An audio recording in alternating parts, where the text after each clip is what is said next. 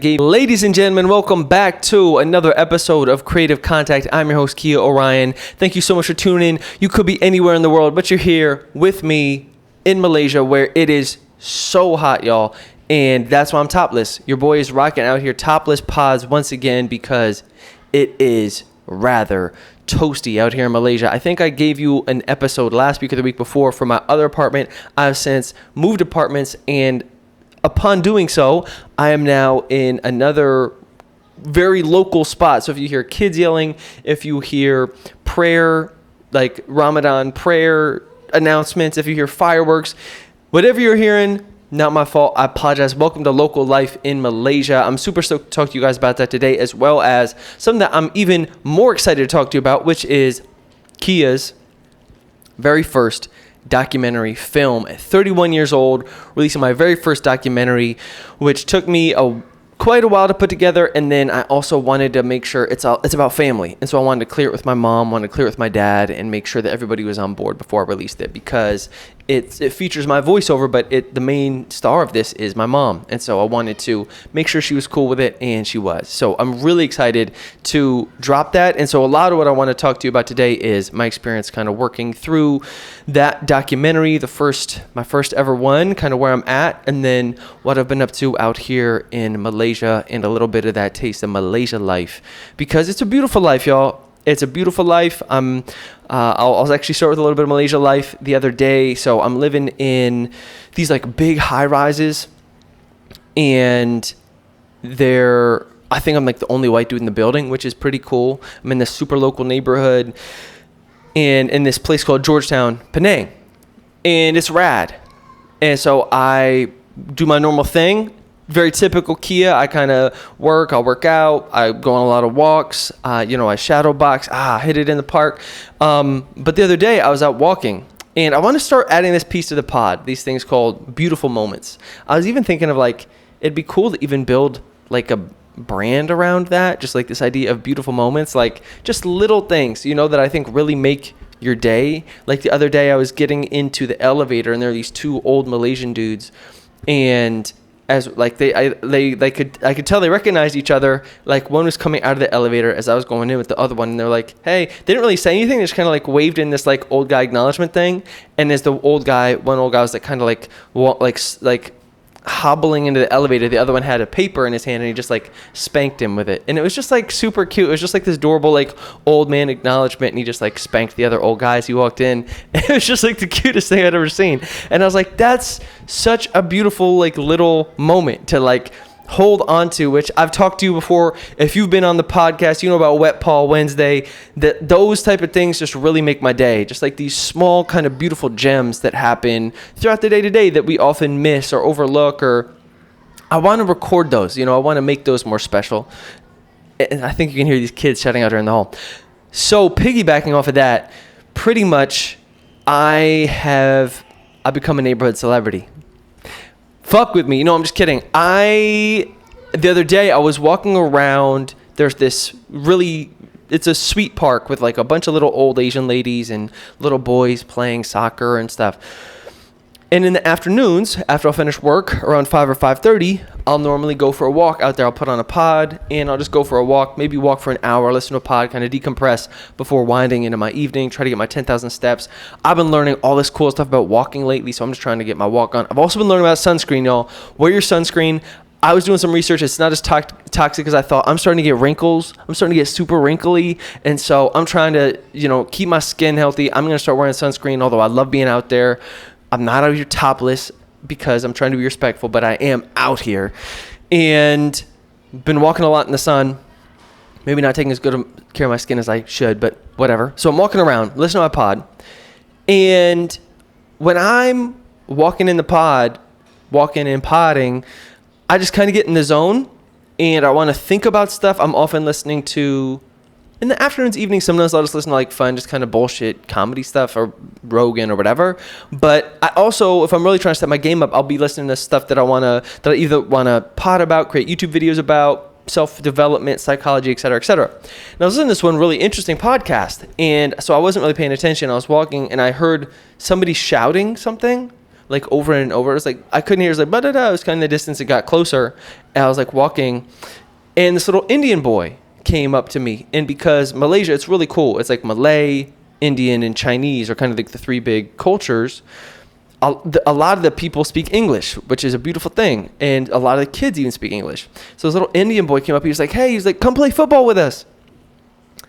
And me, being my old crotchety ass, I'm in the zone. It's been a long day. I'm like, nah. I'm wearing flip flops. I'm like, I don't play football. I didn't say that crotchety, but I was like, thank you so much, man. I gave him a pound. I was like, but I don't play football. I was like, I gave him a pound. He's like, come play with us. And then I kept walking. And I was like, Kia, do you have to be such a grouch? You know, I feel like I'm the Grinch, dude. Like, I swear I got a big heart, but this bitch be shrinking. This bitch be shrinking. So I made a lap. Each lap takes maybe like, I don't know, 5 to 10 minutes. And I'm walking. I'm like, Kia, go play with these fucking kids. It's not going to hurt anything. You've got plenty of other days to listen to podcasts. It is like one of my favorite times of the day to just like decompress and walk and pod. But I was like, Kia, you ain't going to have any of these of your own, so you might as well enjoy other people's kids. Sounds weird. I didn't mean it like that. You know what I'm talking about. So I'm like, okay. So I go over, and next lap around, I come over. I'm like, okay, man. I'm like, what are you guys playing?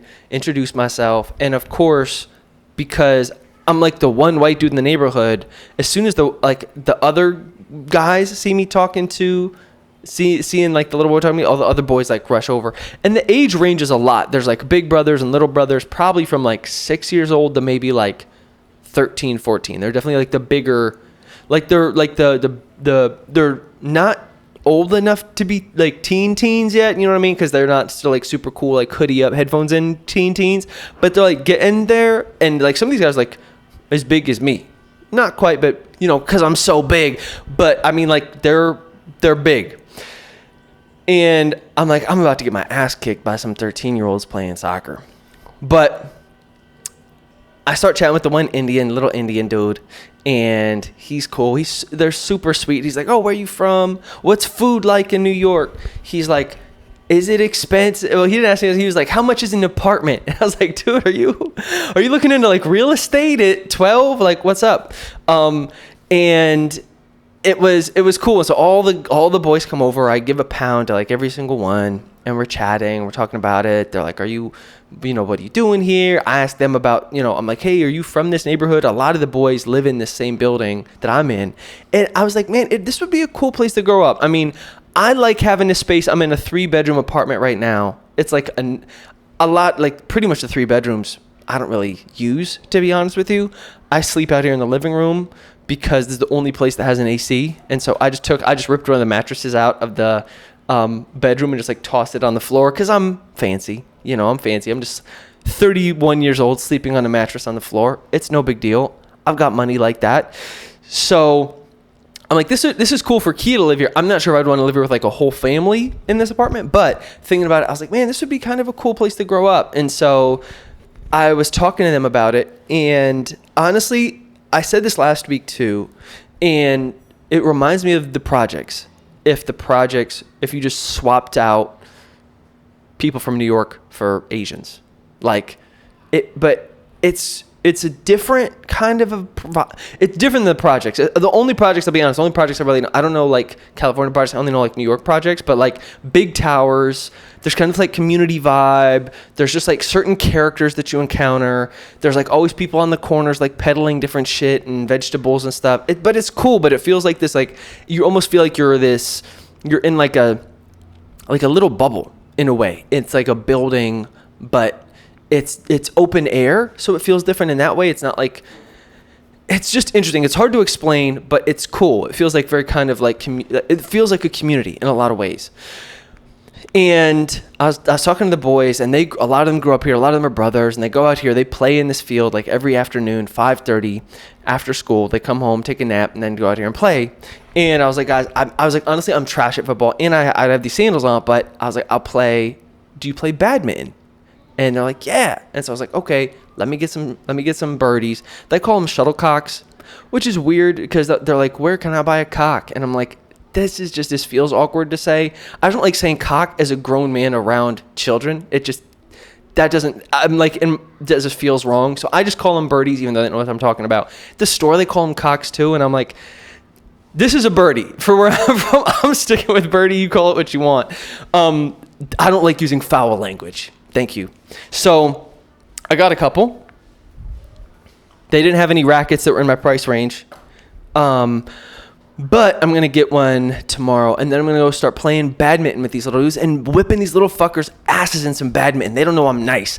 I grew up playing badminton out in the field with my brother, and then I played in college for a little bit. I'm about to get my ass whipped by some kids, y'all, is what I'm saying. But I'm excited about it. And so it's cool. I'm kind of like building out this small bit of community here, at least with 12-year-old boys, which I think is about the physical level that I can compete at. I can, like, that's where I can just start to hang physically with competition, is with boys when they're 12. 14, 15, they start to actually get testosterone, and then I start to fall behind. But that 12 is like a solid range where like I can be cool. I can be like one of the first kids picked on the team, at least for 12, 13-year-olds. So I know that I'll at least be able to hold my own, I'm hoping. So I'm excited about that. Building a community. Went on a couple dates this last week. Those were interesting. There's nothing like potential romantic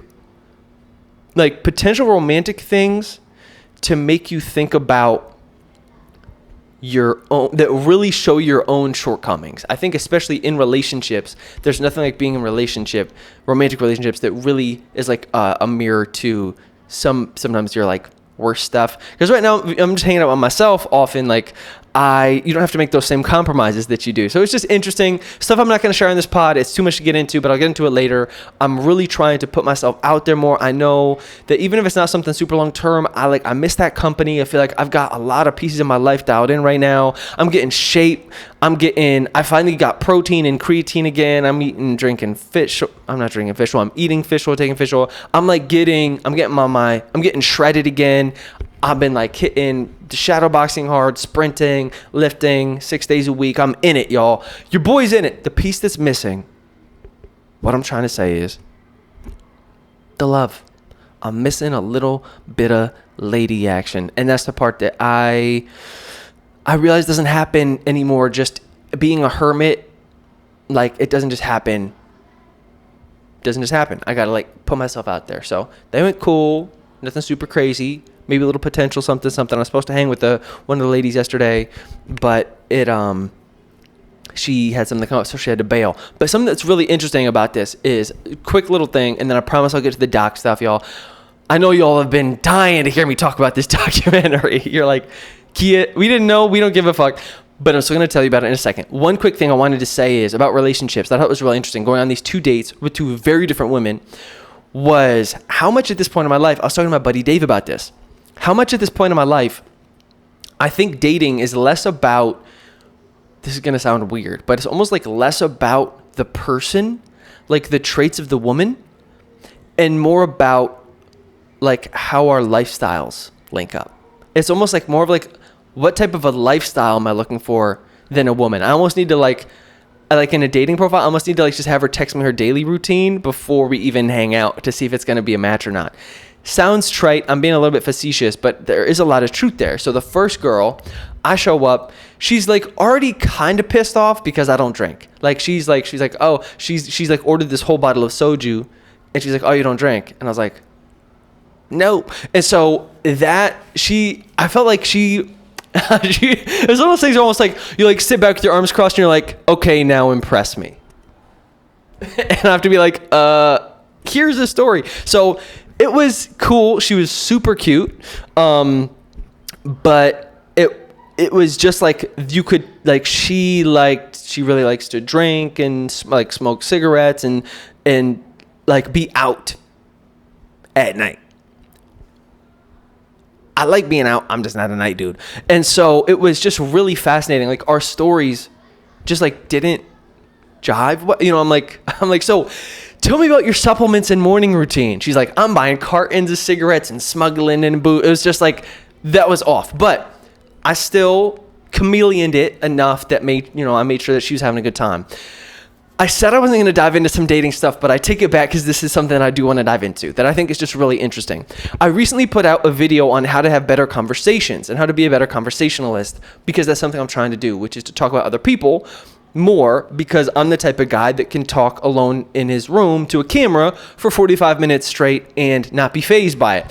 So I obviously like to talk a lot. So I'm trying to like wind that piece down and focus more on the other person. At the same time, I've been told that sometimes I slip into dater view mode where I'm just really curious about people. That's just who I am. I'm curious. I want to know what's up.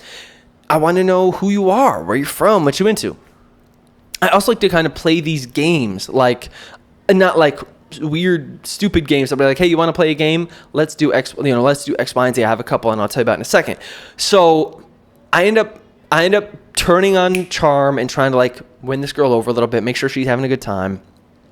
I'm like, hey, there are these cool like speakeasy secret bars around here. I don't drink, but you can be like my surrogate. I'll be like, let's go to these different speakeasies. We'll like do a little tour of like these little hidden bars. I'll buy you a drink and we can kick it, and you like can tell me if you think it's like a cool spot or not. You can be kind of like the rating. Like, I'll take it. I'll buy the drink. You tell me what you think. Bars. And so we go along. We're having a good time. And I realize that she's not asking me anything. And that's where I'm trying to just like during the date, I'm very conscious. I'm just trying to like, just not fill space. Because normally it's like one answer kind of winds another. And that's normally when another person would be like, okay, so this is what I do. Tell me what you do. It's like, I've talked about this before. It feels like very natural for then it to kind of be this back and forth. Not happening. She'll just kind of like finish an answer and then just like stop. And I'll be like, okay. And so a part of me, having been on my fair share of dates in this life, I've learned to kind of like work my own stories into opportunities in that person's story if I'm not feeling like they're asking me questions. But I'm curious why people don't. I'm like, is she just like I also just tested it sometimes. I was like, I'm just going to let it rock. I'm just not going to say anything, and we're just going to sit here in silence, and she'll just drink, and I'll just kind of look around the bar. And I'm like, I don't know why. It just like, it would never faze me not to be interested in somebody on a first date. So I'm trying not to take that personally. I'm on my 4 agreements shit. But, needless to say, it was cool. I ended up winding it down, calling it out. I'm like, you keep partying, doing your thing. I'm bouncing. I got to go to bed. The point being, the second girl that I took out that week was, it must have been Sunday morning or something. I woke up and I was like, hey, like, how was your night? And she was like, I was reading my new book by candlelight. What? You were what? Say that again. Say it again. I was like, you did what on a Saturday? I was like, that's the best. I was like, what's your Instagram? We need to connect. She was like, I don't have an Instagram. I was like, can we get married now? I was like, that's the hottest thing any girl has ever said to me in a long time. I said that to her. I'm like, that's the hottest thing a girl said to me in a very long time. And she's like, that I don't have it. I was like, yes, you don't I was like, I've been waiting for you for so long. Because that's what I do on a Saturday night, is I stay up and read books by candlelight. I'm like, that's the best thing ever. And so I'm like, I need to take you out ASAP. Let's get married. And so we go out. We go to the beach. We walk along the beach at night. It's past my bedtime. That date, it's a good date. It's not perfect, I'd say, because it was my fault. I ended up taking it into like some weird dark territory, but it was fun. It was a lot more fun. And it was just like, when the vibe of the lifestyle is right, it's like 95% of the rest of it kind of like clicks into place because you already have a lot in common. I'm not saying you have to do everything together. I'm not saying that you have to love the same things. But in terms of just like lifestyle-wise compatibility, I find if I can nail that piece, like with Reading Girl, I was like, I've got so many books I want to talk to you about. Tell me about your experience with Oscar Wilde. It's like we just have so much common knowledge to talk about compared to like if you really like going out and dancing and drinking and partying, like I'm just not going to be able to hang because I got to leave at 10. And so there's this it's been interesting thinking about how much my lifestyle choices limit my options. First of all, potential, as you know, they're always like other fish in the sea. And I'm like, maybe there's like 10 other fish in the sea, but like how much lifestyle and how much you're willing to compromise on those things or not. And the older I get, the more I get a little bit worried that I'm like less, because I'm so happy alone and like so excited to do my thing. It's on a Friday night, Saturday night when it'll get me. It'll sneak up and I'll be like, am I going to be alone my whole life? And just kind of be a little lonely. Rest of the time though, I'm really enjoying what I'm doing. And so it's this weird kind of disconnect where I want those things, but I'm not willing yet to like fully compromise for them, I think. And so like, I forget who it is, Tony Robbins or one of those like guru guys who's more smarter than me, talks about like, it's when the pain of inaction becomes, I think, more painful than taking action or something along those lines, where it's like, until I think the loneliness is so soul crushing that I'm like, okay, now I'm willing to like, whatever, push bedtime or blah, blah, blah, so that I can have that. Where right now, I think I'm still trying to like have my cake and eat it too a bit, but very aware that like that hole is there, you know, kind of in my grand scheme of things. But it's also difficult because the career part, while I'm really excited and working towards it, it's like that, it's still, this is a crutch, I know, an excuse, but I almost feel like I want to get that part like a little bit more solid before I jump into the relationship stuff, then like really feel like I can give it more of myself, just because I want to have like a career that I'm proud of, you know, and not just be broke forever. And so there's like a piece of me that understands I can't wait forever, you know, like dating is a skill, I need to put myself out there, and also that balance of like wanting to make sure that I can be a partner worth having, you know. And so a part of that comes back to doing this creative work, finding ways to make that happen. And, you know, with this MFA program, I've been writing my ass off and really excited to see where that goes. Again, trying to not think about that as like for potential job opportunities, but thinking about that more as like just like a long-term creative residency in a way to get paid to work on this skill I really want to develop. At the same time, I haven't been taking as much photo and video since I've been here, since I've been writing so much, but I have this documentary coming out I'm super excited about. I shot this back when I was home in November with my folks, and it's my first, I won't even say full-length documentary because it's like 8 minutes, but it's my first full project that I made start to finish. I shot it all, I scripted it all, I edited the whole thing, colored the whole thing, and it was a huge undertaking in terms of work, which I didn't realize jumping into it, but I'm really stoked how it turned out. Being my own project, I can still see all the holes and the places where I'm like, you know, it could get better there, but I'm like, fuck it, it's good enough. I just want to drop this thing, get it out there, and keep developing the skills, have this thing, be proud of it. And I'm really stoked for you guys to see it. So I shot interviews with my mom and my dad. My dad didn't make the cut, unfortunately. Shout out to Pops one time. He's the sweetest man, so he knows what it was. It was with the weird camera, wrong angle, audio wasn't good, so I couldn't use it. But Mom knocked that out of the park. So like a mixture of old found footage that I like digitized, these old VHS tapes that my mom had shot when we were kids, and I got those digitized. And then it's like old photos of it. The whole documentary is about the name Kia. How did I get this strange name?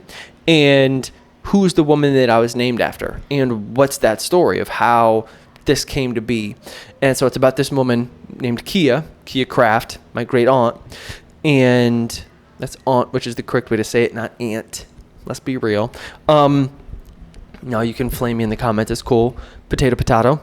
And it was really rad. I think these projects speak to me a lot. I'd love to, I'm all over the place, you know that, but I'd love to like do more documentary film stuff just because there's something about telling these stories that I feel like really helps me learn even as I do them, both in terms of craft, like how to shoot things properly, how to color things, how to edit things, et cetera, like the actual technical abilities of what it means to shoot a documentary, put the pieces together, chapters, storytelling, pacing, blah, blah, blah, as well as learning about, it's like I get to learn about this woman who I've always been curious about because she was she's the impetus for me to be born. So the whole reason I'm here was because of this woman.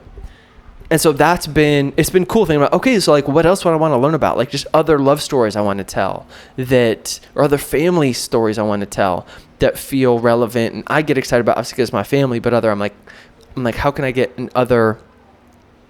what other like lessons and things can I extract from this to make them more, exciting and accessible to other people even outside my family?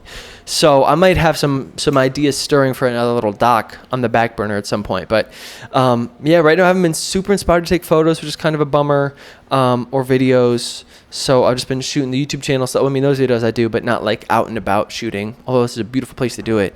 But it's hot, y'all. It is toasty, and sometimes I just don't have it in me.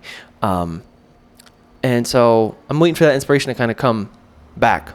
But right now I'm just focused on the poetry, focused on my online classes around writing personal essays, writing my ass off, and excited to show you guys some of this stuff sometime. So with that being said, curious your take on dates. What does it mean when people don't ask you questions? Are they awkward? Are they not interested? Do I need to do a better job of being interesting? 2, watch the doc. I put a lot of work into it. You can put it on 1.5 speed or 2 speed. You can click through and just tell me you watch it. You can lie to me, just tell me you watched it if you didn't. But I would love it if you check it out. And I'm dropping it tomorrow. So, put the final edits on it today. Been a long time coming. Interesting story. And really stoked to maybe make some more stuff like this in the future. So, we'll see. Thank you so much for tuning in. As always, Malaysia's good. Your boy's good. I'm eating good. Wrist is back in action, baby. We out here playing badminton with 12-year-olds. You already know what it is. This is life in your 30s. Welcome to life in your 30s. It's badminton and bad dates. Let's go. Thank you so much again. I appreciate y'all, and I'll check you on the next one. Peace.